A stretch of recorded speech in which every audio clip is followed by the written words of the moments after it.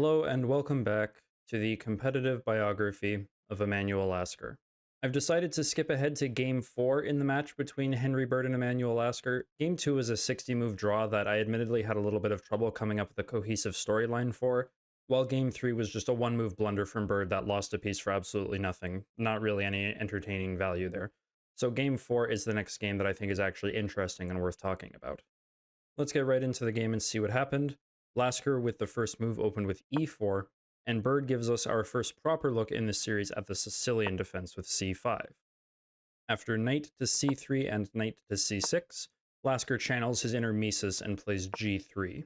Bird continues to keep things symmetric by playing g6, bishop g2, bishop g7, d3, and d6. Lasker here continued his development with bishop to e3, which is totally normal. The most popular move in this position at this time was knight g to e2. For example, Bird with black faced this at the New York 1889 tournament against one of the co-winners, Max Weiss, where play continued with Bird going h5, and after h3 and bishop to d7, only now did Mr. Weiss play bishop to e3, with this game ending in a draw. But okay, Lasker played bishop to e3 instead, and that didn't stop Bird from playing h5, and Lasker also responded to this with h3. This makes for useful prophylaxis against h4. If Bird continues pushing his pawn, then Lasker is totally free to put his pawn on g4. This is nice and solid, and because he hasn't committed his king to the king side yet, he is totally free to castle queenside instead. Rather than continuing on any premature attacks, Bird continues his development by playing bishop to d7, and here Lasker plays queen to d2, intimating the potential for castling queenside.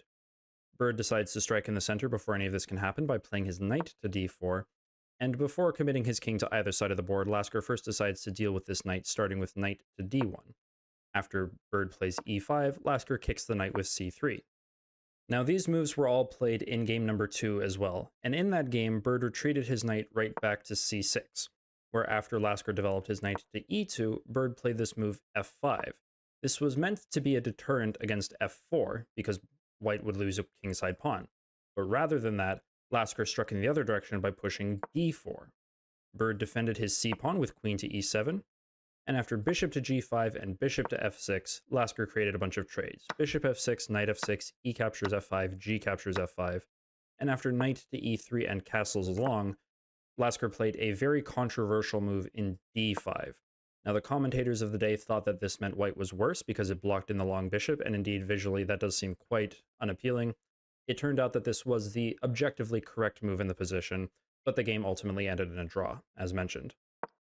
Bird's improvement on that game number 2 was to not retreat this knight back to c6, but rather to e6. This move is a novelty, and so it's as of move 10 that the players are playing a unique game. Lasker continues in the same manner as in game number 2 by playing knight to e2, and Bird now shows off his improvement by putting this bishop on the c6 square instead. And this all comes to a head when Lasker once again thrusts forward in the center with d4. This, I hope, is what Bird was preparing for, because now he is enabled to play the move that every Sicilian player wants to play with advantage, d5. Now the problems that white is facing here is that his center is kind of collapsing. For example, you can't trade here on d5 because bishop captures on d5 is more than allowed. This bishop on g2 is undefended, and if you, for example, trade it, queen captures d5 targets the rook on h1 that is undefended. If you want to castle here, black is free to either castle queenside or play rook to d8. Either way, the d4 pawn falls and white's center just collapses. They should be in a much worse, if not losing position after this. So Lasker, instead of capturing right away, prepares to capture on d5 by putting his pawn on c4.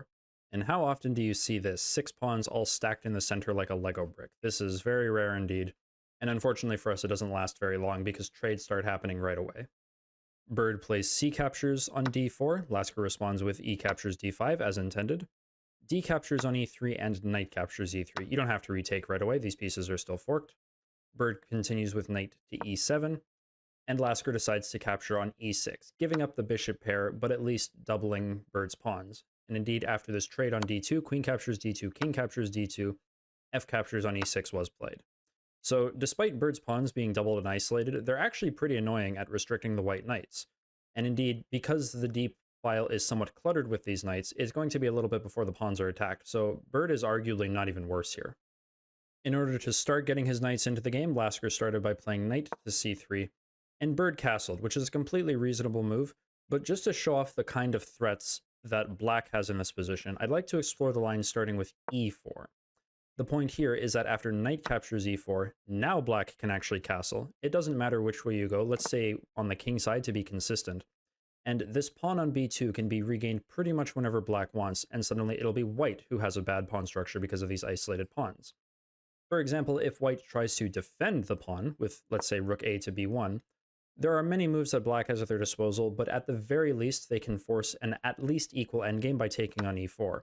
Bishop captures e4, rook captures on f2, king to e1, and now you regain the pawn on b2 anyways. Rook b2, bishop b2. Black has an extra pawn, and I think that there are still reasons to be optimistic despite the opposite colored bishops, because there are still other pieces on the board. I would say that black has every right to try to push this endgame for a win.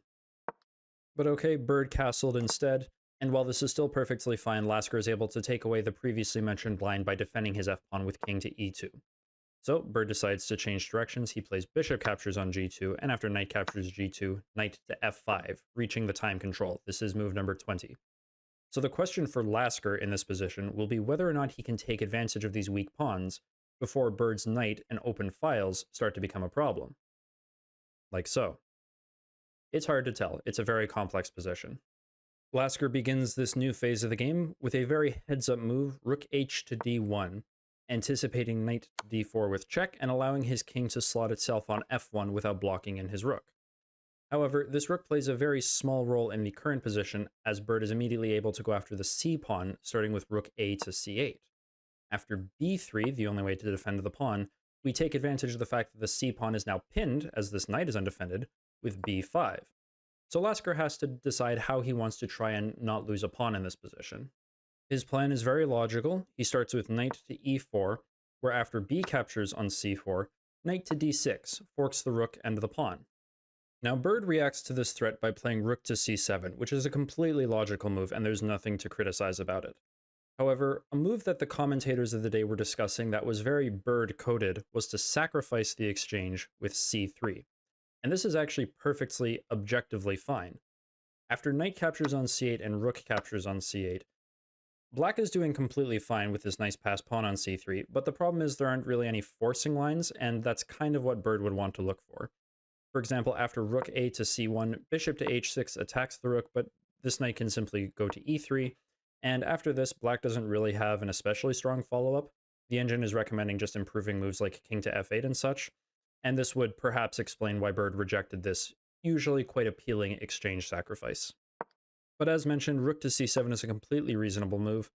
Bird's justification for this is that after knight captures on c4, this rook is able to swing over to the king side, landing on f7. This comes with a double attack on the f2 pawn, which Lasker defends with rook to d2, and now bird starts going full throttle on the attack with g5. Now Lasker's knight here on c4 remains the MVP of his defensive efforts as it goes back to d6 to try to disrupt the coordination of the rooks, and we once again see bird play rook to c7, which again is a completely reasonable move, but it's interesting that for the second time, Lasker plays knight to d6, bird plays rook to c7, and there's a move that's not necessarily better, but it is much more interesting, and that's rook to f3. Now, the point here is that if Lasker would play the same move that he plays in the game, knight to e4, here black's attack comes a little bit faster than it does in the game because he's immediately allowed to play h4. And it's important that this knight on e4 cannot move away to, for example, take the g-pawn because it's tethered to the defense of the g3 pawn. The f2 pawn remains pinned. So, for example, if the white king gets out of the pin by playing king to g1, then h captures g3, f captures g3, and rook captures g3 can be played. This knight fork on f3 pretty much mandates that white takes on d4, and after rook captures g2 with check, king captures g2, e captures d4, now this knight is free to capture on g5, but black will play e5. Material is completely equal, both players have the same number of pawns and pieces, but I would be very, very scared for white having to deal with these connected pass pawns in the center. I would again say that black has every reason to be optimistic about this particular endgame. But as mentioned, rook to c7 is a completely reasonable move. There are very reasonable expectations that this rook could slot itself on c2 at some point in the near future. The only criticism you could possibly make against this move is that after knight to e4, now the attack on the g-pawn is actually very real, and so Bird has to defend this with bishop to h6. This also sort of x-rays the rook, so Lasker moves it over to b2, and now this g-pawn has to go forward to g4. This doesn't lead to as much of an immediate attack, and Lasker is free to capture on g4. H captures g4, h captures g4. Now, one thing I'd like to say is it's actually quite remarkable how safe Bird's king is. There's absolutely no pawn shelter in front of it. These pawns are doing absolutely nothing. But Lasker's pieces aren't doing anything to attack either. And so Bird's king is incredibly safe, and he's allowed to continue the attack pretty much as he pleases. Now, because the black pawn storm has come to an abrupt end, neither side is in immediate danger, and they can both take a timeout to rearrange some pieces, which they do. Lasker starts with knight to e1, and Bird starts with rook to f5.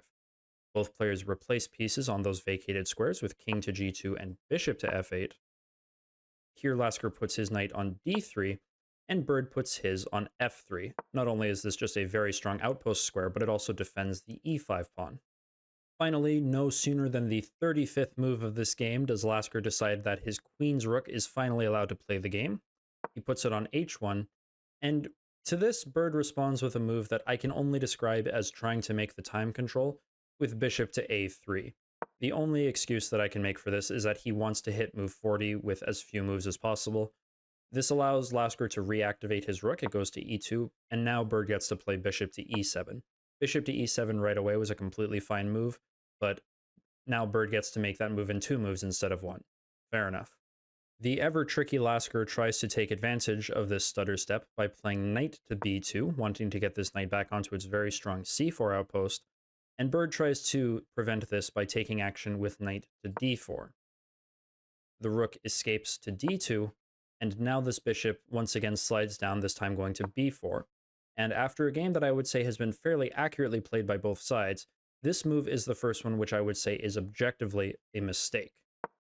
Unfortunately for Bird, now is really the time to pull the brakes and retreat this knight back to f3, and either the rook goes back to e2 or it has to leave the second rank, either by going to d1 or to d3. In either case, here Black is able to play rook to c2 at last, hit this knight, potentially win this pawn here on a2, and we're still in a completely level position.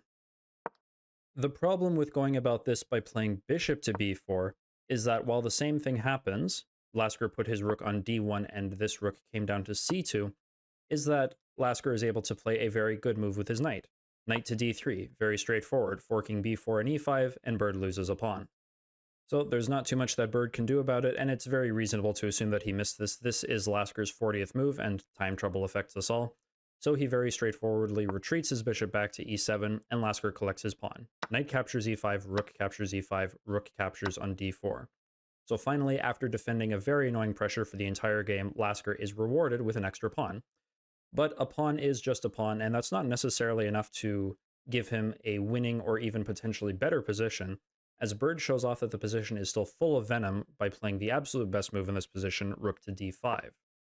Now, it would be very awkward for Lasker to fall asleep and simply take here on d5, because after e captures on d5, you take a second and you realize that this knight has absolutely nowhere to go.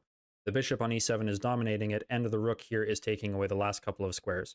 So white would actually just lose a piece. Very awkward. But now that Lasker is no longer in time trouble, he plays the absolute best move, rook to a4, going after the black a-pawn and defending his own. Bird defends his pawn with a5, and now once again this rook decides that it's going to play the game 10 moves after the first time and goes to e1.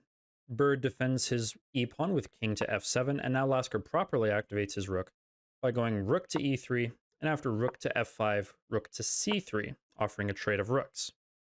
Now, Bird certainly cannot take on c3. If he exchanges the rooks here, then the resulting endgame certainly has to be losing.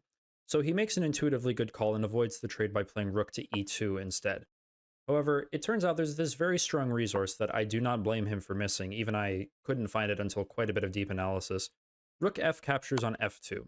You can trade this way, because after knight captures f2, rook captures c3, rook captures a5, this looks incredibly bad for Black. You have these two connected pass pawns on the queen side, and you're very close to just losing. However, Black has access to the saving resource rook to c2. And with bishop to c5 threatened, suddenly white is again in danger of losing a piece. So white has to start running. King to f1. After rook to c1 check, you can either go back, or if you want to keep playing, king to e2. rook to c2 check, and again, you can either go back, or if you want to go forward, you have to play king to e3. Now bishop to c5 check comes anyways, but white has access to the move king to d3, forcing black to take with the rook, and after rook captures f2, rook captures c5, black is just in time to play rook to f3 with check, and after the king moves somewhere, rook captures g3. Finally, the material balance is restored, both sides have 2 pawns and a rook each. This is an equal endgame and should be a draw with correct play. But again, I don't fault Bird for missing that. The problem is that his move rook to e2 allows Lasker to get active, and he starts doing so with rook to c7.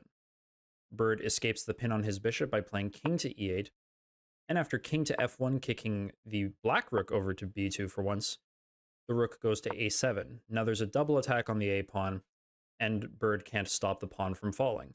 So he has to come up with another trap if he wants to survive this, and he does set one last little trick for Lasker by playing rook to d5. Now here, I think Lasker started to get a little bit too comfortable because he played rook 7 captures on a5, and this allows Bird back into the game. All Lasker had to do in this position was return his king to g2. The king had did its job on f1, it kicked the rook away, and now it has to come back to safety. After whatever black plays, now you're allowed to capture here on a5, and white is just up 2 pawns. The important difference is that in the game, Bird gets a tempo with rook to d1.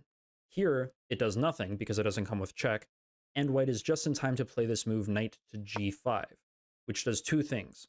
It allows rook to a8 to come with a threat because the f7 square is no longer free, and perhaps more importantly, it comes with an attack on the g pawn, and this, as we'll see in just a moment, gets the white king in a whole lot of trouble.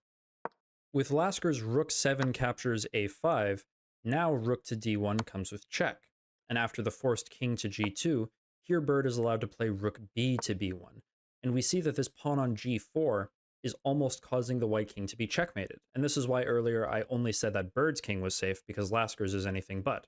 If it was Bird to play here, it would be rook to g1, rook to h1, rook to g1 with checkmate. So Lasker has to deal with this very salient threat. So he starts reasonably enough by playing rook to a8 with check. After king to f7, probably best here is to just play knight to g5 with check, and play this endgame after bishop g5, rook g4. Yes, black is up a piece, but white has 3 extra pawns, and if white is able to corral this last pawn, then a draw should be well within their reach. Easier said than done, I know. Lasker instead decided to play f3, and the problem with this is that after rook to b2 with check from Bird, his knight is forced to block here on f2, and now Lasker has to worry about simply losing this knight in a much worse position than in the previous line. Now this is move 54, we are doubtlessly in time trouble as we get close to move 60 and that every 20 move checkpoint, and Bird finds a very nice move here in e5. If Lasker was allowed to play rook to f4 check, and the black king went to the g-file, rook captures on g4 would come with tempo on the king, and perhaps Lasker would be able to set up a more defensive formation. Here he is forced to play rook captures g4 right away, and now it's Bird who has a free tempo on his hands. So the question Bird has to answer is how does he want to go after this knight? He opts for rook d to d2, which is not the most precise. That would be bishop to c5. Now, the point here is that let's play the move that Lasker goes for in the game, rook to e4. After rook captures on f2 with check, the king is forced up to h3, and now black is allowed to simply defend the pawn on e5 with bishop to d6. And an important point here is that unlike the other positions, both of Bird's rooks are very mobile and actively ready to join the attack. For example, on rook to e3, which would be a very good way to defend this f3 pawn, then black is simply allowed to continue activating their king with, let's say, king to f6, and if the white king moves up to g4, then this rook is free to give it a check on d4. The lines diverge, and there's a whole bunch of ways that this could go, but the important point is that all of black's pieces are participating in the attack. The problem with Bird's move of rook d to d2 is that, yes, this wins the knight all the same, but this rook on b2 is very immobile. It's hard for it to do anything after this knight is taken. And so after rook to e4, as mentioned, rook captures on f2 with check. The king once again goes up to h3. And now the problem is that on bishop to d6, here white has absolutely no reason to not simply play king to g4. And the active king here will more or less hold everything together for white. So Bird instead decided to take this pawn on f3 while he can. Now in this position, rook captures on e5 draws pretty much right away. There's one problem that white still has to solve, is that after bishop to d6, you have to notice that the rook can slide to g5. It defends the g-pawn, and white is safe. This will end in a draw. However, Lasker decided to start by playing king to g4, thinking that he could simply take the pawn on e5 on the next move. And unfortunately for him, king to g4 is a blunder that leaves Bird with the chance to win this game. So it's a little bit weird doing this on move 58. That's pretty late for one of these situations. But what I would like you to do, pause the video, see if you can find the move that Bird has at his disposal to grant him a winning position. All right, 3, 2, and 1. What's important here is that you have to realize that the black rook is perfect on f3. It has to stay on the f file to ever prevent after rook captures e5, rook to f5 with check, and it has to remain attacking the g-pawn because of those lines starting with bishop to d6. So you have to keep the rook on that square, and the only way to defend it is with rook b to f2. Now this wins for black, and let's see why. After rook captures on e5, which is what Lasker was planning to play next, bishop to d6. Rook to g5 no longer defends the pawn. And if you move the rook anywhere, then white simply gets mated. Rook g3, king to the h-file, rook to h2. Very simple ladder mate. So the best that white could hope for in this position is to play rook a to e8, give up the exchange. They're down a rook for 3 pawns. This is completely winning for black. Now in this position, did Bird play rook b to f2? I don't know. The final 13 moves of this game were not recorded, but apparently the game ended in a draw. So I have absolutely no answers for you. So this is perhaps not the greatest ending to a game that we'll show on this channel, but I do think that the game was very interesting overall. Bird played a good opening in this one, and he had pressure basically throughout the entire game. That's pretty much going to be the theme of this entire match, is that it more or less depends on how Bird's opening goes, because he is a tactical wizard and his middle game skills are certainly up to the par of most masters of his age. It's mostly just his unorthodox openings that will get him into trouble, as we saw in game number 1 and as we will perhaps see going forward. So keep that motif in mind as we go forward throughout the match. The score is 2-0 in favor of Lasker in this 1-7 affair. There is much more chess left to show, and there are many more storylines left to tell, so I look forward to seeing you there and telling them to you. I'll see you in the future. Until then.